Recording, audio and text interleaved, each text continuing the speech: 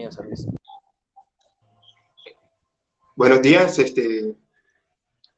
saludo a todos. Hoy, en este día, venimos a hablarles de dos temas muy importantes, los cuales son el humanismo cristiano y el renacimiento artístico. Estos temas surgieron en la Edad Media y han sido dos movimientos muy importantes, tanto en la historia como en la sociedad y todo lo que ha transcurrido en ella. Estos movimientos han dejado un gran legado y en el día de hoy venimos a hablarles sobre ellos. Este grupo está conformado por Leonardo Vergara, por Welser Osorio, por Yesenia Ortiz y mi persona, Luis Hernández Varela. A continuación, mi compañero Welser nos hablará qué es el humanismo. Buenas, les hablaré un poco acerca de lo que es el humanismo cristiano en la Edad Media. Bien, del humanismo no se tiene idea sino en los siglos XIV y XV, o sea, casi finalizando lo que es la Edad Media, obviamente. El término se usaba, salvo una expresión latina, studio humanitatis, que englobaba la totalidad y la indivisibilidad de la naturaleza humana. Bien, existen algunos fenómenos que constituyeron el ascenso al humanismo, que son, primero que todo, la retórica formal, bajo el esquema del ars dictaminis, que es la técnica de componer cartas, documentos y oraciones públicas, siendo un estilo de formación para la clase de cancilleres y secretarios, quienes eran los que redactaban dichas cartas, tanto para el Papa, emperadores, obispos, príncipes y ciudadanos públicos. Por otro lado tenemos el estudio de la gramática latina, instituida por las grandes escuelas medievales, más que todo esto se ve en Francia. Se usa con se une así con la lectura y el poema, la poesía, con unos otros prosistas clásicos latinos. Bien, si bien es cierto el uso del humanismo en otros países que como se utilizaban para fomentar el desarrollo y el crecimiento personal, aún seguía siendo usado por los intelectuales y ricos, pero se sumaron también los fabricantes y comerciantes, siendo su fin impulsar la actividad industrial.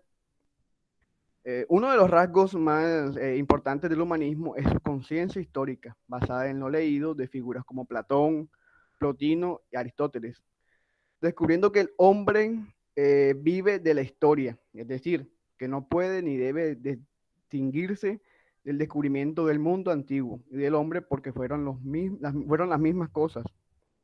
También cabe resaltar que el humanismo es propulsor de la filosofía y su nueva concepción de la vista al mundo, con más amplitud por los seguidores de la política y de aquellas que prefieren la filosofía escolástica.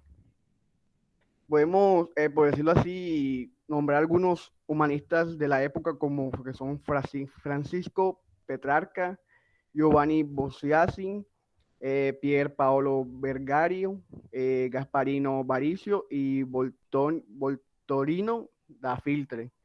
Bueno, ahora los dejaré con mi compañero Luis, que les hablará a continuación de la continuación de lo que es el humanismo cristiano. Bueno, Luis. Buenas, primeramente, cuando hablamos del humanismo, y pasamos al humanismo cristiano, tenemos que sentar base en lo que es el humanismo. Bueno, ¿y qué es el humanismo? Como lo acaba de decir mi compañero Welser, el humanismo fue un movimiento filosófico que surgió de entre los siglos XIV y XV y impactó la cultura en el continente europeo. Este pensamiento fue un pensamiento muy importante, porque quita la posición de Dios como el garante y el centro de la vida en todo el universo y pone al hombre en su lugar. Este humanismo sienta las bases al derecho y a las políticas de derechos, los cuales son los derechos humanos.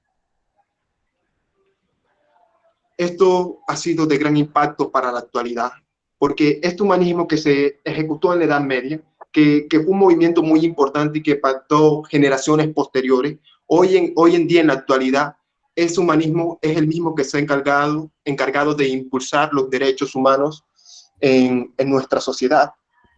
Pero quiero pasar un poco y profundizar ahora teniendo claro qué es el concepto de humanismo al humanismo cristiano. ¿Cuál se pasa, por favor?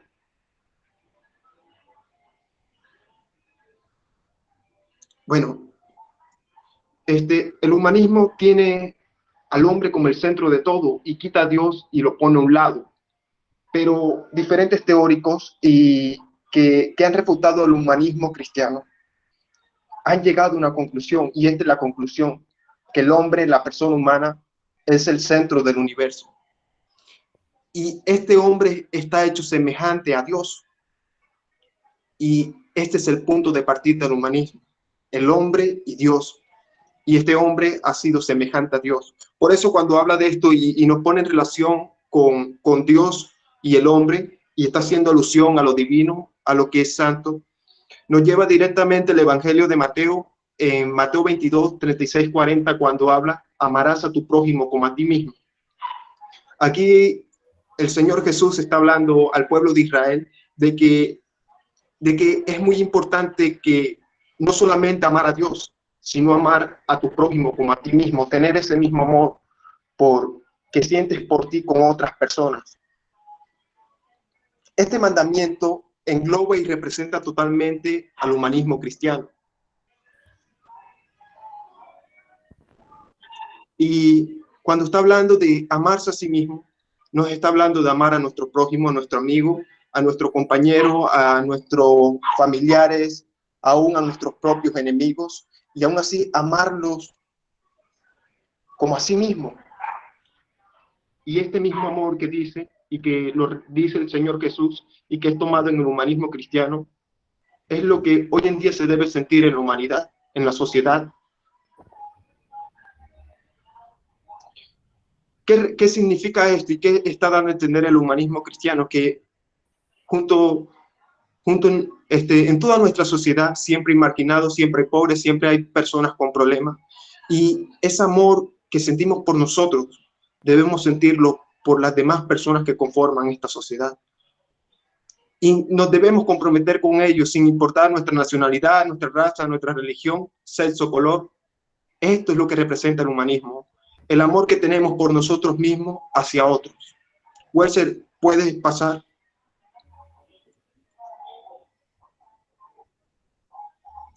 Bueno, el humanismo cristiano representa mucho el amor hacia nuestro prójimo y toma como referencia a las escrituras bíblicas, pero no solamente esto, sino que estos valores mostrados no solamente en el humanismo, sino en el humanismo cristiano también, llevó a ejecutar lo que hoy conocemos como los derechos humanos. Algo que hace mucho tiempo atrás no era muy común y que eran violados constantemente en la sociedad, ya sea por diferencias sociales, ya sea por razas o por cualquier otra diferencia que podía clasificar a las personas. El humanismo cristiano profundizó y llevó mucho más allá de lo que antes había. Pero no solamente con este avance en la Edad Media, que fue el humanismo cristiano, sino que más tarde, lo que fue la Revolución Industrial, en el crecimiento de este humanismo, hubo un pare. ¿Por qué digo un pare? Bueno, porque como se crearon las máquinas de carbón, las locomotoras, los trenes, y lo que vendría siendo tiempos postreros, esto generó el trabajo humano, y con el crecimiento del trabajo humano y el nacimiento de empresas, hubo una sobreexplotación con los trabajadores.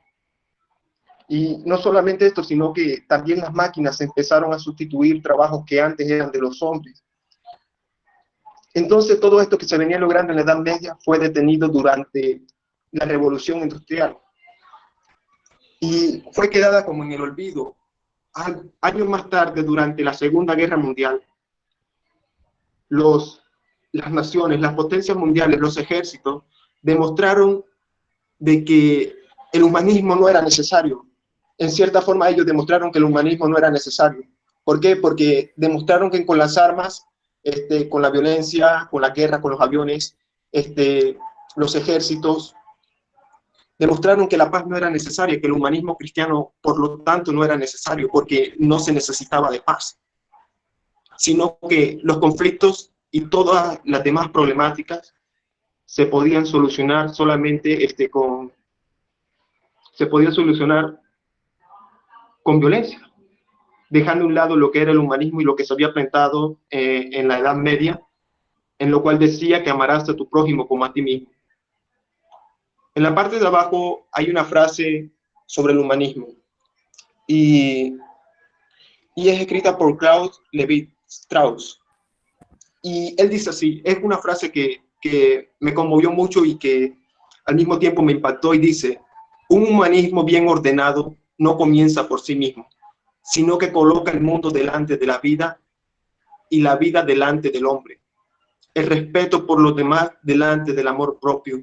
Lo que este autor y influyente del humanismo está diciendo es que delante de sí mismo, delante de nuestra vida, delante de lo que a nosotros nos importa, está el amor por los demás. Está el amor por los demás delante de cualquier amor propio que nosotros tengamos. Esto es humanismo. Y si esto es así, no solamente nosotros vamos a cambiar, sino que la sociedad egoísta, los estatus sociales y toda clasificación que hay en el mundo, también podría cambiar. ¿Por qué? Porque el amor también hace referencia al amor del cual habla el apóstol Pablo, que todo lo puede, que todo lo soporta. Y este humanismo está cargado de amor. Y este es un humanismo verdadero, aquel que depende del amor, no del amor propio, sino hacia el prójimo. A continuación, mis compañeros vendrán a hablar del renacimiento artístico, algo que siguió y tenía influencias antes del humanismo cristiano. A continuación, mis compañeros.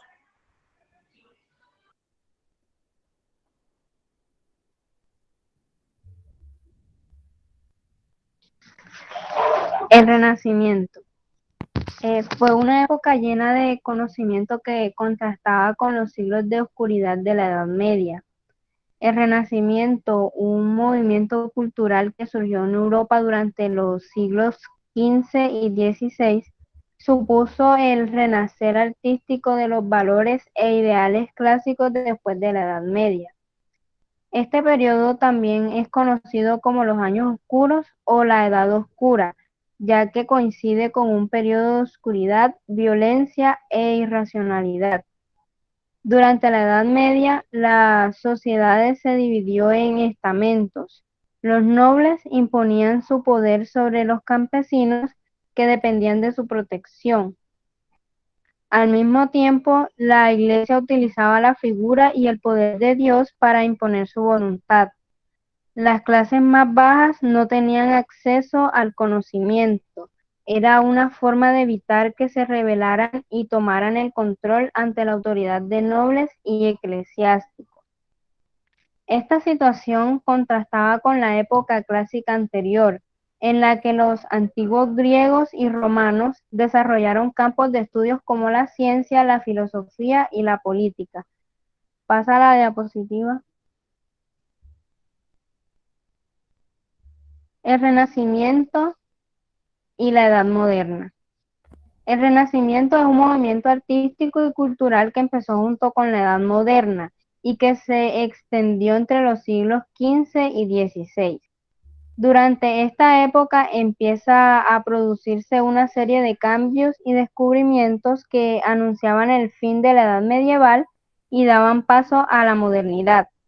La aparición y consolidación de nuevos estamentos europeos, los viajes transoceánicos entre Europa y América, los ascensos de la burguesía que puso fin a los estamentos del feudalismo. Así fue como se desarrollaron los ideales del movimiento humanista, una nueva visión medieval del mundo. La cultura pasó de los monasterios a las calles, había una mayor libertad de pensamiento y aparecieron las primeras universidades. La invención de la imprenta también favoreció la difusión de nuevas ideas. Pasa a la diapositiva. del teocentrismo al humanismo. La frase "el hombre es la medida de todas las cosas" expresaba la actitud de la nueva época. Durante el Renacimiento se produjo una clara separación entre la religión y la filosofía, entre razón y fe.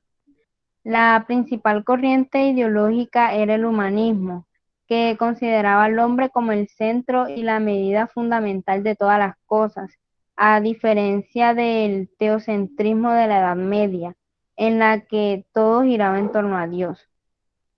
Muchos hombres estudiaron la obra de los filósofos y científicos de la antigüedad, griegos y romanos, que hasta entonces habían estado prohibidos. De este modo, el humanismo fue un movimiento intelectual que transformó las ideas preestablecidas durante la época medieval para adaptarlas a una sociedad más abierta y dinámica. Ahora los dejo con mi compañero Leonardo. Ok, vamos a hablar sobre el impulso para la ciencia y el arte en el Renacimiento artístico y una parte de la Edad Moderna. Por favor, compañero, pasa la diapositiva. Impulso para la ciencia y el arte. Durante el Renacimiento se hicieron grandes descubrimientos como la teoría de los centristas, que situaba al Sol y no a la Tierra como el centro del universo, el telescopio y la imprenta. En cuanto al arte, los gustos cambiaron. Los cuadros y los retratos ya no eran oscuros y empezaron a celebrar un poco más la naturaleza y la vida. En este sentido hablo de los colores, se empieza a ver colores, ya no existe tanto blanco, negro, marrón y cosas por ese estilo. Por favor, pasa la diapositiva.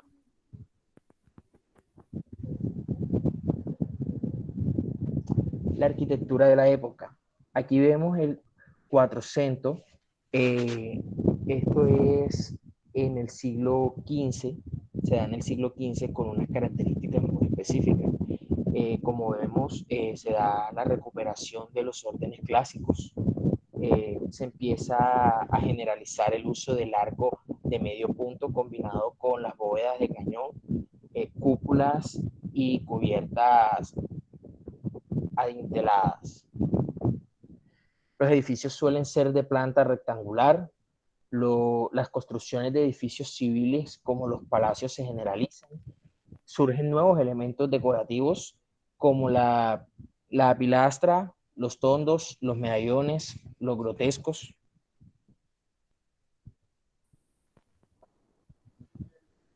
Por favor, compañeros, pasa.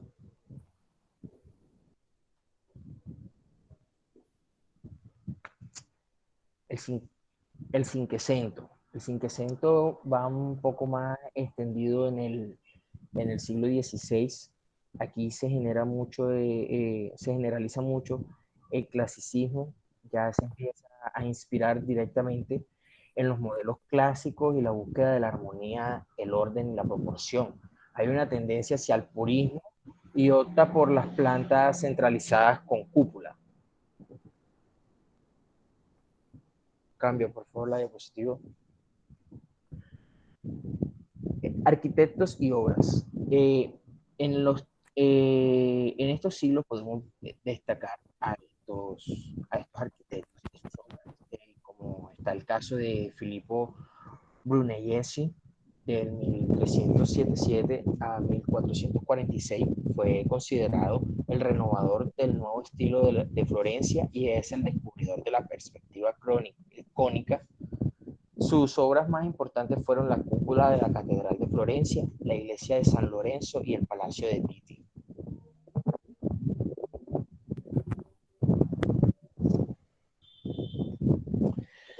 León Bautista, de 1404 a 1472. Estaba interesado constantemente en la búsqueda de reglas para orientar el trabajo de los artistas. Sus obras importantes fue la fachada de Santa María Novella.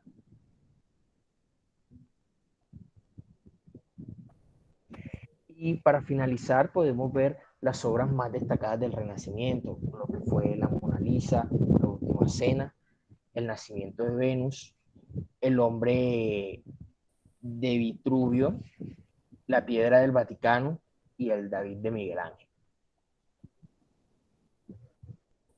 Bueno, compañeros, esta ha sido toda nuestra presentación sobre el Renacimiento artístico y la Edad Moderna.